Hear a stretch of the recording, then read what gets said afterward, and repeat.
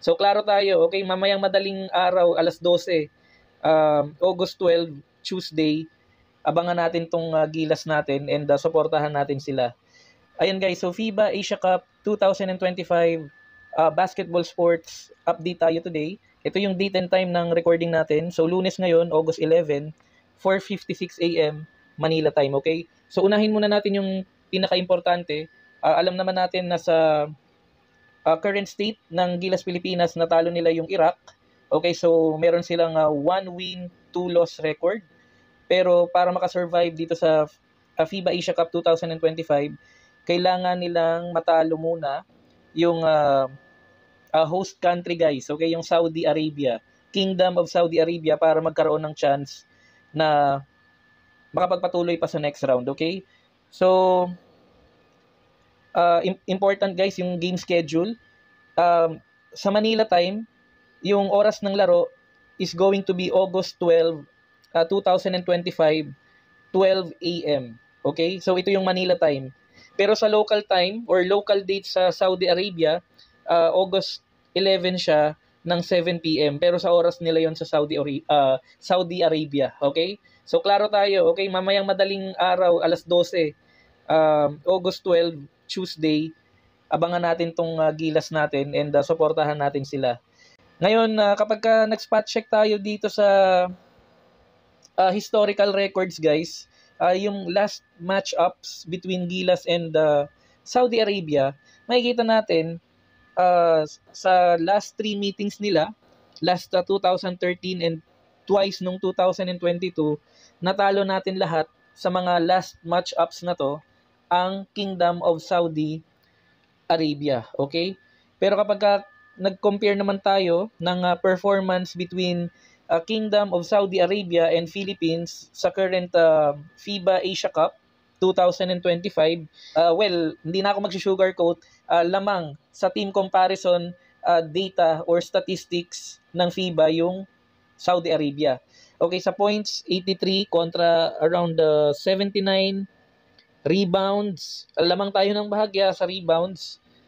Assist, lamang ng very slight yung Saudi Arabia.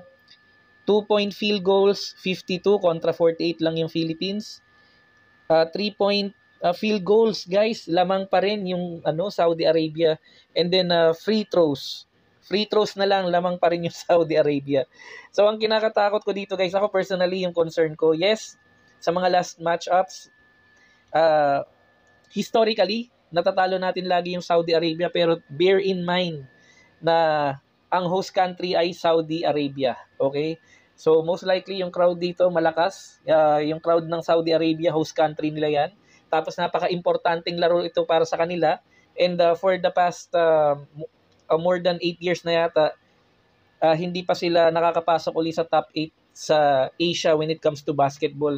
Kaya kung merong kung iintindihin natin yung current state ng Saudi Arabia, para sa kanila, mahalaga rin talaga tong laro na to and hindi nila to basta-basta ipapatalo.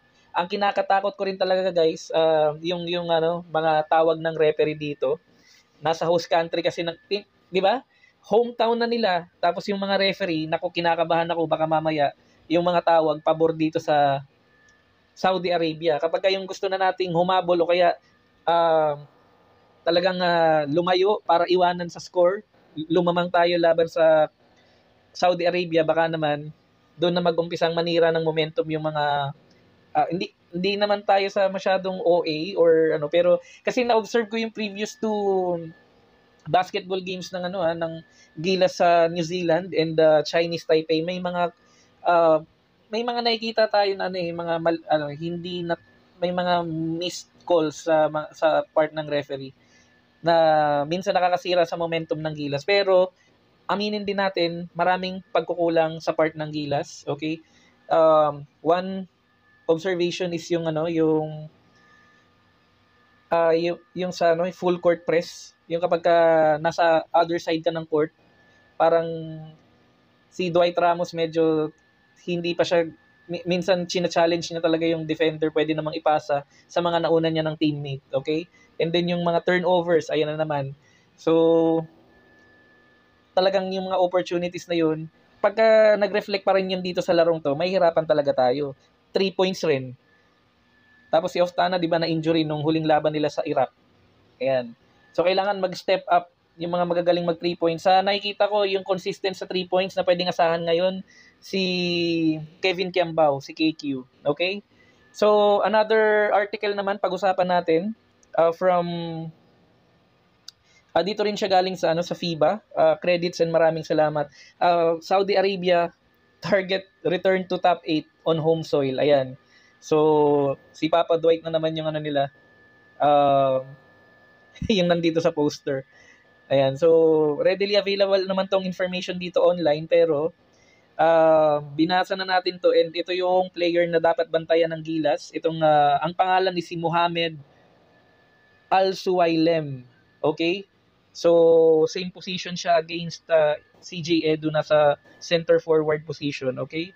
Pero ang gusto kong i-point out na kasunod na balita is itong nabasa natin from GMA Integrated News. Credits and maraming salamat.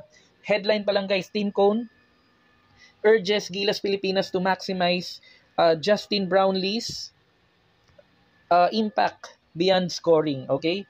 So, dito guys, makikita ninyo, sabi sa article, Gilas Pilipinas may have Justin Brownlee scoring brilliance in its arsenal, but head coach Team Cone believes that the team's real progress was evident when they found ways to thrive even with their naturalized star on the bench or shut down. Okay, so kasi nga doon sa previous game natin with the kontra sa Iraq, yung final score 66-57, kahit na medyo slide yung laro ni Justin Brownlee